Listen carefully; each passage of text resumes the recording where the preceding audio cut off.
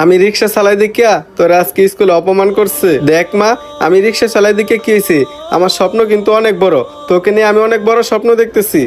দেখিস মা, তুই একদিন অনেক বড় ডাক্তার হবি। আমাদের গ্রামে অসহায় মানুষগুলো আছে না, তাদের তুই বিনামূল্যে চিকিৎসা করবি। আর গ্রামের সব মানুষরা কি বলবে জানিস মা? বলবে খায়রুলের মায়াটা মানুষের মতো মানুষ হইছে, বড় নামি দামি একজন ডাক্তার হইছে, আমাদের চিকিৎসা করতেছে ফ্রিতে। তোর কাছে একটা রিকোয়েস্ট, তুই মা আমার স্বপ্নটা পূরণ করে দিস। বাবা, তুমি যদি আজকে আমাকে জুতা কিনে না দাও তাহলে আমি আর স্কুলে যাব না। যেভাবে হোক কষ্ট করে হলেও আজকে রিক্সা চালায়া মাইয়ার জন্য এক জোড়া জুতা কিনতেই হবে।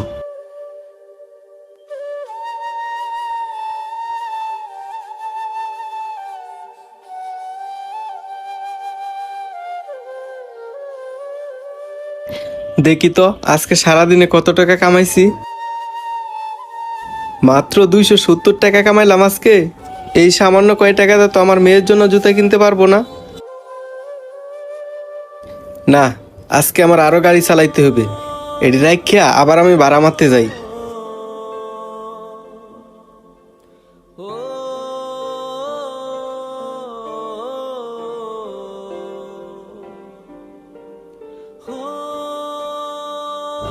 দেখি তো এখন কত টাকা হইছে। না, আজকে যা টাকা হইছে ভালোই হইছে। এই টাকা দিয়ে আমার মায়ের জন্য আজকে জুতা কিনতে পারবো। এখন যাই, মায়ের জন্য এক জোড়া ভালো দিকে জুতা কিনে নিয়ে আসি। জুতাগুলা নিয়ে যাইলে আমার মায়াটা আজকে অনেক খুশি হবে। আইসা আমাকে জুতা কিনে দিতে পারে না। মা মারিয়া, তুই কি আমার প্রতি রাগ করছস? আচ্ছা মা মারিয়া, তুমি একটু চোখটা বন্ধ করো। কেন? আরে বন্ধ করো না, তোমাকে একটা সারপ্রাইজ দিব। আচ্ছা ঠিক আছে বাবা, বন্ধ করতাছি। এই দেখো মা মারিয়া, তোমার জন্য কি আনছি।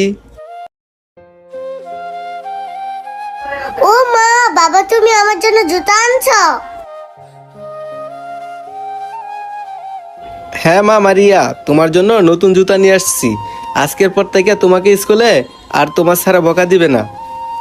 আজকের পর থেকে তুমি প্রতিদিনই নতুন জুতা পরে স্কুলে যাইতে পারবা। মা মারিয়া, তুমি এখন জুতাটি রেখে পড়তে বসো, আর আমি তোমার জন্য খাবার রেডি করতেছি। আচ্ছা ঠিক আছে বাবা, তুমি এখন খাবার রেডি করো। ঠিক আছে মা, তাহলে তুমি থাকো।